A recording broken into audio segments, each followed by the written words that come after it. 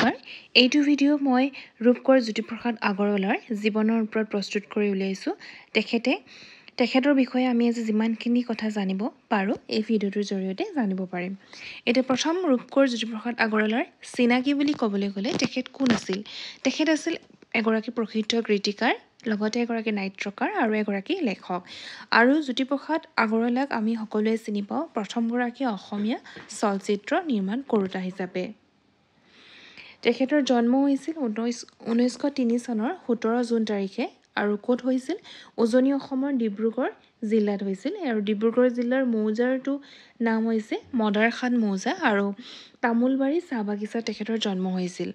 আৰু তেখেতৰ পিতৃৰ নাম আছিল পৰমানন্দ আগৰৱালা আৰু মাক আছিল কিৰণময়ী আগৰৱালা এই যে কাষৰ যিখন ফটো দিয়া হৈছে এই ফটোখনত থকা ঘৰটো হৈছে ডিব্ৰুগড় জিলাৰ তামোলবাৰী চাহ বাগিচাত থকা সেই ঘৰটো য'ত ৰূপকৰ জ্যোতিপ্ৰসাদ আগৰৱালাৰ জন্ম হৈছিল এতিয়া এই যিখন ফটো দেখুওৱা হৈছে এইটো হৈছে তেজপুৰত থকা বাসগৃহটো যাৰ নামটো হৈছে জ্যোতি ভাৰতী বুলি কোৱা হয় আৰু পকী হিচাপে জনাজাত হয় আৰু এই ঘৰটোতে আচলতে জ্যোতিপ্ৰসাদ আগৰৱালাই লাষ্টত মৃত্যুবৰণ কৰিছিল এতিয়া চাম আমি যে কলা সংস্কৃতিলৈ ৰূপকৰ জ্যোতিপ্ৰসাদ আগৰৱালাৰ কি অৱদান আগবঢ়াই থৈ গৈছে প্ৰথমতে আমি চাম চলচ্চিত্ৰ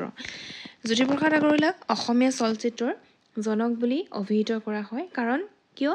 তেখেতে একক প্ৰচেষ্টাৰে প্ৰথমখন আৰু লগতে দ্বিতীয়খন অসমীয়া বোলছবি নিৰ্মাণ কৰি উলিয়াইছিল এতিয়া প্ৰথমখনৰ নামটো আমি সকলোৱে জানো সেইখন হৈছে জয়মতী য'ত আইদেউ সন্দিকৈ অভিনয় কৰিছিল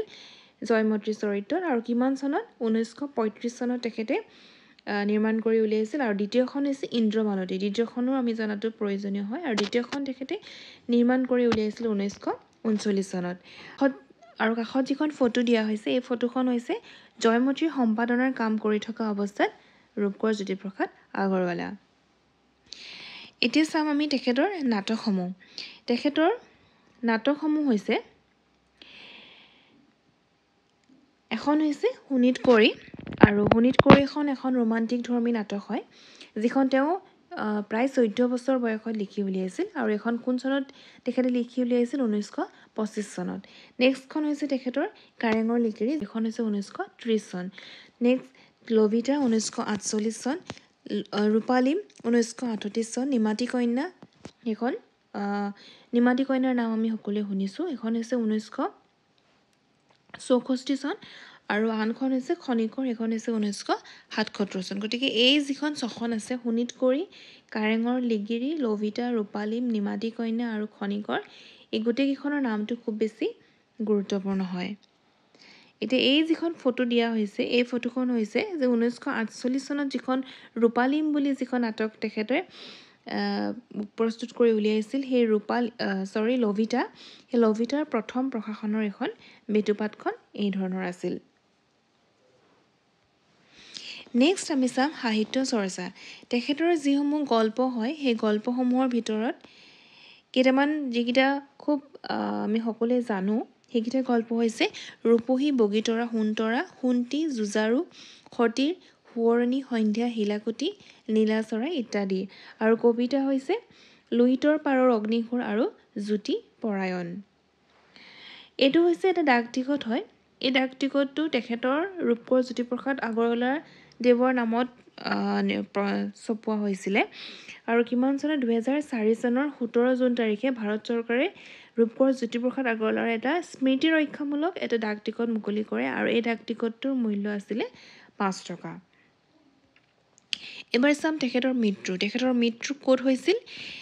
আৰু কিমান চনত হৈছিল 1951 চনৰ 17 জানুৱাৰী তেখেতৰ মৃত্যু হৈছিল আৰু যিহেতু 17 জানুৱাৰী তেখেতে মৃত্যুবৰণ কৰিছিল সেই দিনটোতে আমি কি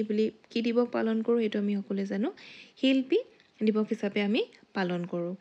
আৰু ক'ত হৈছিল তেজপুৰৰ প্ৰকৃত জ্যোতিপ্ৰসাদ আগৰৱালাৰ কৰ্কট ৰোগত মৃত্যু হৈছিল আৰু মৃত্যুৰ সময়ত তেখেতৰ বয়স বহুত বেছি হোৱা নাছিল আছিল মাত্ৰ 48 বছৰ তেখেতৰ মৃত্যুত হোমেন বৰগোহাঁয়ে অসম বাণী কাকতত তেওঁক অসমৰ ইতিহাসৰ সৰ্বকালৰ সৰ্বশ্ৰেষ্ঠ 10জন অসমীয়াৰ এজন বুলি ঘোষণা কৰিছিল এই ঘৰটো হৈছে তেজপুৰৰ সেই